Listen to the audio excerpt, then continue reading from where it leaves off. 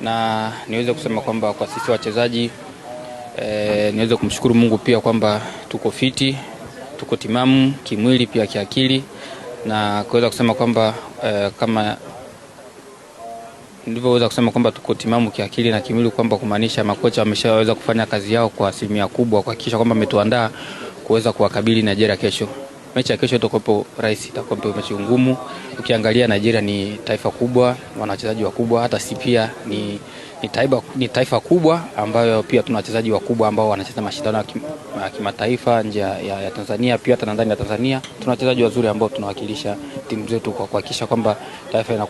inakuwa strong zaidi. Ukiangalia kwa wachezaji wote ambao wameitwa national team, wote ni wachezaji wakubwa na ni wachezaji bora. Haijalishi wanatokea kwenye timu ndogo, haijalishi wanacheza kimataifa, lakini wote kwa nafasi zetu, kwa timu zetu, ni kwamba mchezaji wote ambaye amechaguliwa kuja kwenye wachezaji 28, Tanzania tuna wachezaji zaidi ya 1000 lakini kwa wale 28 ina maana ni mchezaji ambaye amekizi vigezo ya kuja kushiriki mashindano haya na kuwakilisha timu yake, kuhakikisha kwamba tunaweza kupata matokeo mazuri.